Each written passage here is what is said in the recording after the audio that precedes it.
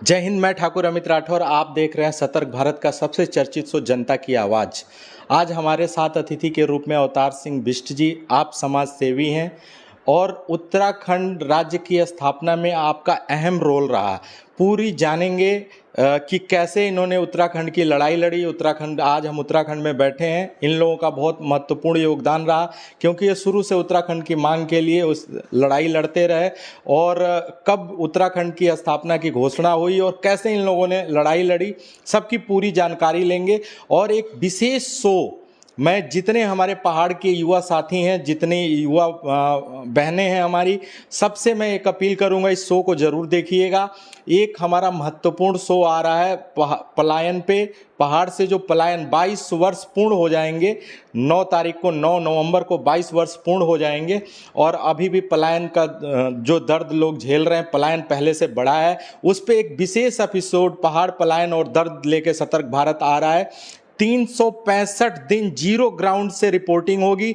365 दिन आप अमित राठौर के साथ पूरे कुमाऊं, पूरे गढ़वाल के हर एक जिले, हर एक गांव के हर एक शहर, हर एक कोने से आपको हकीकत से रूबरू कराऊंगा। 365 दिन में पूरा एक खाका तैयार करके दूंगा कि ये पलायन का दर्द क्यों लोग कर रहे हैं और जो सरकार के दावे हैं वो जमीनी रूप में कहाँ हैं। और सबसे अहम, जब औद्योगिक राजधानी बनी हमारी उत्तराखंड, औद्योगिक राजधानी बना हमारा रुद्रपुर, और औद्योगिक पैकेज जब दिया गया उत्तराखंड को, तब एक ये भी प्रॉमिस किया गया था कि 70% उत्तराखंड के लोगों को रोजगार दिया गया। आज वो कहाँ है, उसकी भी जानकारी हम पूरे 365 दिन में खंगालेंगे। हर वो पन्ना खोलेंगे जो अभी तक दबा हुआ है, और भू कानून क्यों लागू होना चाहिए, एक एक चीज, एक एक स्थिति, एक एक परिस्थिति से आपको इस शो में अवगत कराएंगे। तो आप जरूर देखिएगा। आज उसकी घोषणा हो रही है। आज हमारे साथ इस घोषणा के शुभ अवसर पे अवतार सिंह बिष्ट जी हैं। इनसे पूरी जानकारी भी हम लेंगे कि आज ये चीज क्यों झेलना पड़ रहा है, और इनका धन्यवाद भी करेंगे, क्योंकि इन्हीं की वजह से आज ये उत्तराखंड की स्थापना हुई और हम बैठ के बात कर रहे हैं। तो बहुत बहुत धन्यवाद सर, और बहुत बहुत स्वागत है सर आपका सतर्क भारत पे। सतर्क भारत के हमारे अमित राठौर जी को बहुत बहुत धन्यवाद कि आपने इतना शुरू से लेकर लास्ट तक का जो अभी उत्तराखंड राज्य से संबंधित जो समस्याएं बताई। वास्तव में उत्तराखंड राज्य जब लड़ाइयाँ लड़ रही थी 1987 से, मैं भी उत्तराखंड राज्य आंदोलन में कूद गया था। माननीय काशी सिंह अहरी, इंद्रमणि बडौनी और न जाने कितने लोग, स्वर्गीय बिपिन चंद्र त्रिपाठी के सानिध्य में हमने जो है पूरे उत्तराखंड का भ्रमण किया। और जो हमारी परिकल्पना थी कि उत्तराखंड राज्य की परिकल्पना क्या होगी, अलग राज्य क्यों मांगा, तो उसमें हमने खाका तैयार किया था। सबसे पहला हमारा मुद्दा था कि स्थायी राजधानी गैरसैंण। तो हम लोग नारे भी लगाते थे, स्थायी राजधानी गैरसैंण आज दो, अभी दो, उत्तराखंड राज दो, स्थायी राजधानी गैरसैंण के हम लोग नारे लगाते थे। तो स्थायी राजधानी जो गैरसैंण का हमने जो मुद्दा था हमारा, इसमें जो उत्तराखंड क्रांति दल के जो संस्थापक थे, इसमें डी पंत जो कुमाऊं विश्वविद्यालय के कुलपति भी रहे।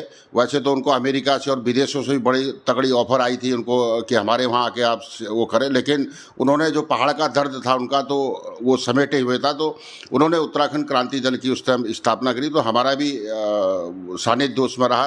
तो 87 से हम लोग उसमें लगे। तो अगर काशी सिंह अहरी और पूरे टीम के सानिध्य में जो स्थायी राजधानी गैरसैंण का हम जो नारा लगाते थे, उसका मेन मकसद ये था कि जब हम एक तो पूरे उत्तराखंड का सेंटर पॉइंट था, तो उस वजह से उधम सिंह नगर से अगर लोग राजधानी में जाएंगे तो रास्ते में कई ऐसे लोगों को, जो स्थानीय लोग हैं, उनको रोजगार मिलेगा। और पिथौरागढ़ वाले जाएंगे, उधर से गढ़वाल वाले आएंगे, उधर से, वो सेंटर पॉइंट था। तो ऑटोमेटिकली क्या होता कि हर जगह जो है दुकानें खुलती और कई तरह के रोजगार के अवसर होते। और जो पहाड़ के जो खाद्यान्न है, जो अभी बाज़ारों के लिए हम लोग मारामारी होती है, उनको मार्केट नहीं मिल पाती है। जो फल है पहाड़ के, वो कहीं ना कहीं से उसका ट्रांसपोर्ट के चक्कर में गांव में ही सड़ जाते हैं। तो स्थायी राजधानी अगर गैरसैंण होती, ये समस्या नहीं होती। और पलायन जो आपने बहुत बड़ा मुद्दा उठाया है, तो ये पलायन भी कहीं ना कहीं जो हमारी जो परिकल्पना थी, ये पलायन की स्थिति भी यहाँ पर नहीं आती। तो उसके बाद राज्य आंदोलन के समय पे थोड़ा सा मैं विस्तार, माफ़ी चाहूँगा, आपको बीच में रोक रहा हूँ। कितने टाइम आप लोगों ने संघर्ष किया तब आपको उत्तराखंड राज्य मिला? देखो, वैसे तो उत्तराखंड राज्य की जो लड़ाई थी वो काफ़ी पहले से चल रही थी, लेकिन 87 से जो है इसने जोर पकड़ा जब काशी सिंह ऐरी इसके अध्यक्ष बने और उनके सानिध्य में जो है महिला, पुरुष, बच्चे सभी लोग आंदोलन कर रहे थे। तो हमारा पहाड़ के अंदर हम लोग घूमते थे, अपनी टोली बना बना के लोगों को जागरूक करने का हम लोग कार्य करते थे। तो लोगों के अंदर एक भावना आई, जैसे गढ़वाल क्षेत्र से इंद्रमणि बडोनी है, सैल शक्ति का पड़वाण है, ऐसे ही हमारे यहाँ से कई ऐसे नेता थे जिनके सानिध्य में हमें भी कार्य करने का मौका मिला। और करते करते जो है हमने उधम सिंह नगर की अगर हम बात करेंगे तो यहाँ पर बंद का असर नहीं हो पाता था, क्योंकि यहाँ पर क्योंकि उस टाइम पंजाब का भी एक आंदोलन चल रहा था, खालिस्तान का चल रहा था, और बड़े लंबे समय के बाद जो है उत्तराखंड राज्य की मांग भी पूरे देश में मतलब एक अलग ढंग से हो रही थी। तो लोगों ने, जो सरकारी कर्मचारी थे, यहाँ तक कि पुलिस विभाग भी जो था वो भी चाह रहे थे कि ये भी जो है खालिस्तान तरह की एक मांग कर रहे हैं। तो सरकार के प्रचार प्रसार या फिर जो भी कहेंगे, तो उन्होंने भी हमें उनके समकक्ष देखा। उसी के परिणाम स्वरूप जो है मसूरी कांड हुआ, खटीमा में कांड हुआ, तो ऐसे कई मुजफ्फरनगर बलात्कार कांड जैसे जघन्य अपराध यहाँ पर हुए। तो उत्तराखंड राज्य आंदोलन में 1984 से पहले माननीय काशी सिंह ऐरी जी का एक संदेश आता था कि भाई बंद करना है। तो हमने 24, 36 और 72 घंटे का जो जाम है हमने नगला क्षेत्र में किया था। तो वो जो नगला क्षेत्र का अंदर किया था, तो इसमें अमर उजाला और उत्तर उजाला का बड़ा भारी योगदान रहा। तो उन्होंने फ्रंट पेज पर उधम सिंह नगर की एक खबर निकाली थी कि पूरा उधम सिंह नगर बंद है। तो कहीं ना कहीं से मीडिया ने भी हम लोगों को बड़ा सपोर्ट किया था, खासकर मैदानी क्षेत्रों में। कहीं ना कहीं मीडिया का भी अहम रोल रहा उत्तराखंड की स्थापना में, और बहुत दर्द झेला आप लोगों ने, बहुत आप लोगों ने बलिदान दिया है, तब उत्तराखंड आप मिला है। और हम आप बैठ के बात कर रहे हैं, आपके जो बलिदान किए हैं लोग, उनको मैं नमन करता हूं। और आज 22 वर्ष पूर्ण होने को हैं, उत्तराखंड की स्थापना को 22 वर्ष नवंबर में पूर्ण हो जाएंगे। आप उत्तराखंड को 22 वर्ष में कहाँ देखते हैं? क्योंकि पलायन, बेरोजगारी और पहाड़ में जो पर्यटन मुख्य जो रोजगार का जरिया है, लोगों के कमाने का जरिया है, रोजी रोजगार का जरिया है, वो पर्यटन एक तरह से लिमिटेड हो गए हैं। तो इस पे आपका क्या कहना है कि क्या गवर्नमेंट देखिए दोनों को बराबर मौके मिले हैं, चाहे कांग्रेस हो चाहे भाजपा हो, दोनों सरकारों को बराबर मिले हैं, लेकिन मुद्दे वही हैं, मुद्दे आज भी वही हैं। तो इसके बारे में आप क्या कहना चाहेंगे कि किस तरह से इस पलायन को हम रोक सकें, कैसे 70% लोगों को रोजगार दे सकें, और कैसे जो आप लोगों का है कि आप लोग भू कानून की मांग कर रहे हैं, वो कैसे पूर्ण होगा? ये शुरू में जब उत्तराखंड राज्य की मांग थी तो हमने एक पूरा मैप बनाया था कि उत्तराखंड राज्य की परिकल्पना और उसको कैसे करके हम लोग सार्थक रूप करेंगे। लेकिन दुर्भाग्यपूर्ण कि इसमें 5 साल भारतीय जनता पार्टी, 5 साल कांग्रेस ने बारी बारी से कहेंगे लूटा, तो मुझे कोई वो नहीं होगा। तो जो हमारी परिकल्पना थी, इन्होंने बिल्कुल उसके विपरीत कार्य किया, क्योंकि जो राष्ट्रीय पार्टियां होती हैं वो दिल्ली से संचालित होती हैं। क्षेत्रीय पार्टी का भी उसका दुर्भाग्यपूर्ण कहेंगे, जिन्होंने उत्तराखंड राज्य को बनाया, आज वो हाशिए पे चली गई है। और उनका नाम कौन लोग थे जिन्होंने? उत्तराखंड क्रांति दल या उत्तराखंड राज्य में महत्वपूर्ण भूमिका निभाई, चाहे वो मुजफ्फरनगर कांड का हो या फिर खटीमा कांड हो, मसूरी कांड हो, टीपू श्रीयंत्र टीपू का मतलब हो, नैनीताल के अंदर भी लोगों ने साथ दी। तो कहीं ना कहीं से उत्तराखंड क्रांति दल के ही लोग ज़्यादा थे। तो 1994 में क्या हुआ, स्थिति जरा सा भिन्न हो गई। तो सेंटर में वीपी सिंह की सरकार थी, तो उन्होंने आरक्षण का एक मंडल वो लागू कर दिया था। तो उसमें क्या हुआ कि उत्तराखंड के जो युवा लोग थे, 1994 में 2 अक्टूबर का दिन था, तो ये लोग सड़कों पे आ गए थे अलग उस विरोध में, आरक्षण के विरोध में। जब ये लोग आए तो मुलायम सिंह के जो पुलिस वाले कहेंगे उनको, तो उन्होंने जो है लाठीचार्ज करके किसी को बांदा जेल, किसी को तिहाड़, अलग अलग जेलों में बंद कर दिया। वो 1 दिन के लिए आंदोलन उन्होंने किया था। तो वास्तव में जब उत्तराखंड राज्य बना तो माननीय नरेंद्र तिवारी जी के द्वारा राज्य आंदोलनकारी घोषित जो करना था, उन्होंने कहा जो जेल गए थे वो किसी भी स्थिति में गए थे, तो कहीं ना कहीं से जो आरक्षण का विरोध कर रहे थे उनको राज्य आंदोलनकारी घोषित कर दिया गया। और जो वास्तव में जो राज्य आंदोलनकारी थे, ऐसे कई लोग हैं जिनकी जीडी में उनका नाम है और बड़ा लंबा संघर्ष उन्होंने, जिनके सानिध्य में हमने उत्तराखंड राज्य की लड़ाई लड़ी, आज वो लोग भी राज्य चिन्हित नहीं हो पाए, मतलब वो संघर्ष कर रहे हैं। आपने देखा होगा खटीमा के अंदर पिछले वर्ष 2021 में मैं आमरण अनशन में भी बैठा था, क्योंकि 1 सितंबर को वहाँ पर शहादत को श्रद्धांजलि वहाँ पर दी जाती, तो 30 अगस्त को मैं वहाँ पर बैठा था माननीय मुख्यमंत्री जी के द्वारा कि दोबारा से चिन्हीकरण भी होना चाहिए। राज्य आंदोलन के 5 मांगों को भी मैं लेकर बैठा था, लेकिन माननीय मुख्यमंत्री जी का मैं धन्यवाद करूंगा कि उन्होंने जो 5 मांगे मैं लेके गया था वहाँ पर, उन्होंने 5 की जगह 6 मांगों की वहाँ पर घोषणा की और सबको धरातल पर भी ले आए। तो चिन्हीकरण का भी कार्य चल रहा है इस टाइम पर, जो वास्तविक राज्य आंदोलनकारी हैं उनका भी चल रहा है। तो इसके लिए धामी जी को खासकर, मतलब मैं भारतीय जनता पार्टी या कांग्रेस की बात नहीं कर रहा, लेकिन धामी जी की मैं बात कर रहा हूँ कि पुष्कर सिंह धामी जी के सानिध्य में राज्य आंदोलनकारियों का सुनने वाला कोई पहला ऐसा मुख्यमंत्री हुआ है जो उनके साथ कंधे से कंधा मिलाकर चल रहा है। जी, तो पुष्कर सिंह धामी जी की यहाँ पे सरकार है, फिर भी आप आज देख सकते हैं कि युवा बेरोजगार दिवस मना रहे हैं। रोजगार का एक वादा किया गया था कि 70% लोगों को रोजगार दिया जाएगा, वो भी कहीं ना कहीं धरातल पे नहीं है। जो पर्यटन स्थल है वहाँ पे बाहर के लोगों का कब्जा हो गया। जो स्थानीय लोग हैं, जो पहाड़ के लोग हैं, वो कहीं ना कहीं अभी भी बाहर जाके दिल्ली, मुंबई, कोलकाता जाके जॉब करने के लिए मजबूर हैं। तो इसका क्या कारण मानते हैं कि मेन जो पलायन का दर्द है वो कैसे, आप पहाड़ के निवासी हैं तो आप बेहतर बता पाएंगे। सुविधाएं, मेडिकल सुविधाएं बिल्कुल नहीं है, दवा के अभाव में बहुत लोग दम तोड़ देते हैं, समय पे हॉस्पिटल न पहुंचने के कारण भी लोग दम तोड़ देते हैं। तो इसमें आप सरकार को कहाँ देखते हैं कि क्या कहाँ फेल हो जा रही है कि धरातल पे चीज़ें नहीं पहुंच पा रही है? देखो, उत्तराखंड राज्य स्थापना के दिन ही जो है भ्रष्टाचार के बीज यहाँ पर बो दिए गए थे। वो जो है, जो बीज बोया था वो विशाल वृक्ष का रूप धारण कर चुका है। आप देखेंगे स्वास्थ्य से संबंधित अभी हमारे डीजी हेल्थ का एक्सीडेंट होता है, वो प्राइवेट हॉस्पिटल के अंदर देहरादून में जो है अपना पाँव का इलाज कराती है। तो ये उत्तराखंड के जो स्वास्थ्य की जो बदहाल स्थिति है उसको दर्शाता है। लोगों ने इस पर कमेंट भी किए हैं। और ऐसे ही शिक्षा का है, आप देखेंगे जो सरकारी स्कूल में जो टीचर्स लोग वहाँ पर पढ़ा रहे हैं, उनके बच्चे कहीं ना कहीं से इंग्लिश मीडियम स्कूल में और बहुत ऊंची फीस देकर या फिर हॉस्टलों में जाके अपनी शिक्षा ग्रहण कर रहे हैं। तो ऐसे कई मुद्दे हैं कि जो उत्तराखंड की जो परिकल्पना थी वो सार्थक हो ही नहीं पाई। और नौकरी की बात थी, हमने जब उत्तराखंड राज्य की लड़ाई लड़ते हमने कहा था प्रत्येक घर से एक व्यक्ति को सरकारी नौकरी दी जाएगी और जिससे कि उस परिवार की आजीविका ठीक ठाक चल सके। लेकिन इन्होंने क्या किया कि बाहर के लोग, यूपी से, बिहार से, अभी राजस्थान का आपने, वहाँ हम पढ़ रहे थे कि 200 से ज़्यादा लोगों को एक ही इलाके के लोगों को वहाँ पर नियुक्ति दी गई। तो कहीं ना कहीं से जब राष्ट्रीय पार्टियाँ जब आती हैं तो उनका प्रभाव कहीं ना कहीं से यूपी या फिर दिल्ली के अंदर होता ही है। प्रभावशाली व्यक्ति लोग होते हैं तो वो लोग कहीं ना कहीं से अपने लोगों को यहाँ पर स्थापित कर देते हैं। और उत्तराखंड के जो लोग थे जिन्होंने परिकल्पना करती उत्तराखंड ऐसा होगा, वो अपने को ठगा हुआ महसूस करते हैं।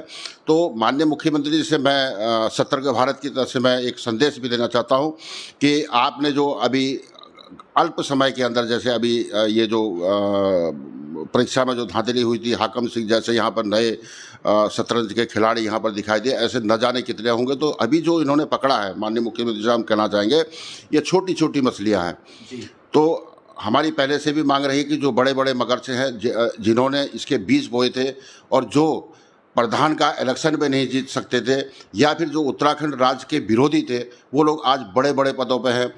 पटवारी जो है यहाँ पर एसडीएम बन गए हैं और जो चपड़ासी से वो प्रिंसिपल बन गए। तो ऐसे करके कहीं ना कहीं से उसमें बहुत बड़ी धांधली हुई है। और मैं एक चीज़ और कहूँगा, शिक्षा विशारद पे भी इन्होंने एक एजुकेशन संस्था है यूपी की, पंतनगर के अंदर या फिर कहीं भी कहेंगे, तो जो लोग 8 पढ़े हुए थे, 8 पास थे, तो वो शिक्षा विशारद से इन्होंने जो है फर्जी डिग्रियाँ ले लेके वो जो चपड़ासी थे वो आज बच्चों को पढ़ा रहे हैं, बड़े बड़े उसमें चला रहे हैं और अपने को कोई असिस्टेंट प्रोफेसर, कोई प्रोफेसर बने हुए हैं।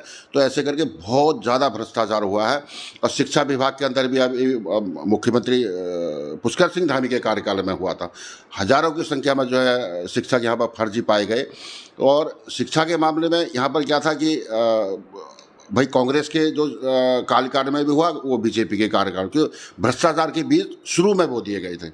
तो हमारी ये मांग है, सरकार से हम लोग मांग करते हैं, तो लोकायुक्त यहाँ पर नियुक्त किया जाए। और जैसे कि हमारी परिकल्पना थी, माननीय हमारे जो प्रधानमंत्री अटल बिहारी वाजपेयी थे, तो उनकी भी परिकल्पना थी, लेकिन जब सत्ता में ये लोग आ जाते हैं तो उसकी जो लूट खसोट है वो कहीं बंद ना हो जाए, इसलिए लोकायुक्त तक मतलब गठन नहीं कर पा रहे हैं। तो उत्तराखंड की जनता से, जिन्होंने उत्तराखंड राज्य की लड़ाई को लड़ा, और पूरे प्रदेश की जनता से यहाँ आह्वान करते हैं तो लोकायुक्त कानून का यहाँ पर गठन हो, और जिससे कि जो हमारी परिकल्पना थी भ्रष्टाचार मुक्त उत्तराखंड, वो कहीं ना कहीं से सार्थक हो सके। जी, बहुत बड़ी बात इन्होंने कही कि जिस दिन उत्तराखंड की स्थापना हुई वहीं भ्रष्टाचार का बीज भी बो दिया गया था, और आज वो बीज बरगद का रूप पकड़ चुका है, जड़ें उसकी बहुत मजबूत हो चुकी हैं। आप लगातार पहाड़ के हर जगहों पे पैनी नज़र रखते हैं और पहाड़ की हर समस्या पे पैनी नज़र रखते हैं, और समय समय पे आप उठाते भी हैं, आप पत्रकार भी हैं, समय समय पे बातें उठाते हैं और सरकार से पूछते भी हैं, सवाल भी पूछते हैं। मैं एक बार पुनः सभी से कहूंगा जो नए दर्शक जुड़े हैं कि हमारा खास एपिसोड पहाड़ पे है, जिसके लिए आज जनता की आवाज़ में अवतार सिंह बिष्ट जी को बुलाया गया था। ये पहाड़ के ही निवासी हैं और पहाड़ को अच्छी समझ रखते हैं, पहाड़ की हर समस्याओं को ये अच्छे से जानते हैं। हमारा विशेष एपिसोड पहाड़ पलायन और दर्द आप जरूर देखें। उसमें हम 3 मुद्दों को लेके पूरे 365 दिन जीरो ग्राउंड पे जाएंगे, हर कुमाऊं के हर गांव में जाएंगे, गढ़वाल के हर गांव में जाएंगे, एक एक समस्या से जमीनी स्तर पे आपको रूबरू कराएंगे। तीनों जो मेन हमारे जो मुद्दे होंगे, पहला मुद्दा है हमारा कि जो पहाड़ से जो पलायन हो रहा है, 22 वर्ष पूर्ण होने के बाद भी जो पलायन हो रहा है वो क्यों हो रहा है। दूसरा हमारा मुद्दा है कि जब उत्तराखंड को औद्योगिक पैकेज दिया गया तो उस समय एक बात कही गई थी कि 70% लोगों को रोजगार दिया जाएगा। आज वो रोजगार कहाँ है? हमारे युवा बाहर जाने के लिए क्यों मजबूर हैं? दिल्ली, मुंबई, कोलकाता, विदेशों में जाने के लिए क्यों मजबूर है? तीसरा, जो उत्तराखंड की हर युवा जो मांग कर रहा है कि भू कानून लागू होना चाहिए, उसकी जमीनी हकीकत से आपको अवगत कराएंगे। सतर्क भारत आपको हर मुद्दे को उठाएगा। आप सतर्क भारत से जुड़े रहिए। इतना कीमती समय देने के लिए सर बहुत बहुत धन्यवाद जी। 70% पे मैं जी अभी आप 70% पे जी बिल्कुल बताएं। 70% जो उत्तराखंड के अंदर था कि 70% स्थानीय लोगों को नियुक्ति होनी चाहिए, तो खासकर जो प्राइवेट सेक्टर है, औद्योगिक संस्थान है, उसमें था। तो उसमें हुआ क्या कि जो अन्य प्रदेशों के जो लोग थे, उन्होंने जो स्थायी प्रमाण पत्र था बाजार के अंदर 50 से 100 रुपये में प्रिंट निकाल के और वो फैक्ट्री के अंदर दे दिया गया, क्योंकि वो उन्होंने अपना स्थायी वहाँ पर जमा करा और फैक्ट्री ने उनको सकुशल वहाँ पर नियुक्ति भी दे दी। लेकिन ये जब ये मामला बहुत ज़्यादा तेज़ी से यहाँ पर बढ़ने लगा, तो मैं खुद और हमारे साथ में एक आध लोग और भी थे, तो उसने पंकज पांडे जी यहाँ पर जिलाधिकारी थे यहाँ पर, तो एक ज्ञापन लेके गया था। मैंने कहा साहब जो 70% के जो मानक है वो ऐसे करके लोग पतला लगा रहे हैं यहाँ पे, तो अगर हम लोग 70% मानक को सही धरातल पर अगर लाना चाहते हैं तो सेवायोजन कार्यालय के द्वारा वहाँ से नियुक्ति दी जाए इनको, और जितनी भी फैक्ट्रियाँ हैं वो सेवायोजन कार्यालय से ही अपने जो कर्मचारी हैं वहाँ से वो छांटे और उनका इंटरव्यू ले। तो उनके बड़े समझ में आई पंकज पांडे जी के, और उन्होंने उसी टाइम एक लेटर जो है देहरादून के लिए लिखा, और मैं देख रहा था कि मात्र 3 या 5 महीने के अंदर वहाँ से एक शासनादेश आता है कि 70% मानक को कंप्लीट करने के लिए अब जो है औद्योगिक क्षेत्र में सेवायोजन कार्यालय से नियुक्तियाँ होंगी। और उसके बाद टाटा जैसी कंपनियाँ और भी कई ऐसी मल्टीनेशनल कंपनियाँ भी थी, कुछ अन्य छोटी मोटी जो भी कंपनियाँ थी, उन्होंने जो है यहाँ से लोगों को भरना भी शुरू किया, और बहुत ज़्यादा संख्या में जो है लड़के हमारे उत्तराखंड के जो है फैक्ट्रियों के अंदर जाने लगे। लेकिन जैसी सत्ता परिवर्तन होती है तो पूरा सिस्टम ही मतलब चेंज हो जाता है। हर मुख्यमंत्री जो है यहाँ पर अपने हिसाब से सत्ता को चलाना चाहते हैं, लेकिन उत्तराखंड की जो परिकल्पना है या फिर जिस मकसद से उत्तराखंड राज्य को बनाया वो नहीं रहता। इसमें पार्टी का होता है, अभी पार्टी की हमारी गाइडलाइन क्या है, हम पार्टी को कैसे करके चला सकते हैं, तो वो अपने उससे जो लोगों की जो भावनाएँ जो जुड़ी हुई है उत्तराखंड राज्य से कि किस तरह का होना चाहिए। तो मेरा निवेदन भी है माननीय पुष्कर सिंह धामी जी से, उत्तराखंड राज्य की जो परिकल्पना हमने करी थी, राज्य आंदोलनकारी जो है पूरे प्रदेश के आज आपको बड़े आस की नज़र से देख रहे हैं, मातृशक्ति आस की नज़र से देख रही है, और हमें उम्मीद है कि आप जो 2025 में आपने कहा था कि पूरे भारत में सर्वश्रेष्ठ हमारा उत्तराखंड राज्य बनेगा, तो हम लोग उसी पर निगाहें गड़ाए हुए हैं और देखते हैं क्या होता है। जी युवाओं को बहुत उम्मीद है इस वर्तमान की सरकार से कि ये हमारे लिए कुछ करेंगे। ये भी युवा हैं, युवा मुख्यमंत्री हैं, दूसरी बार इनको मौका मिला है, तो इनसे काफ़ी उम्मीदें हैं। आप थे अवतार सिंह बिष्ट जी, आप उत्तराखंड आंदोलन में महत्वपूर्ण भूमिका में रहे। आज उनकी वजह से उत्तराखंड की स्थापना को 22 वर्ष पूर्ण भी होने वाले हैं और इसी पे हम विशेष एपिसोड भी करने वाले हैं। और सभी दर्शकों से कहूँगा, जो भी दर्शक हमारे जुड़े हुए हैं, सभी से कहूँगा कि शाम को हमारी विशेष चर्चा, शहर पे चर्चा विशेष एपिसोड हर सोमवार को आता है। आज सोमवार है, आज जरूर देखें। शहर के विभिन्न मुद्दों पे चर्चाएं होंगी और आपका कोई प्रश्न होगा तो आप प्रश्न भी पूछ सकते हैं। देखते रहिए सतर्क भारत, हम आपको सतर्क करते रहेंगे। जय हिंद।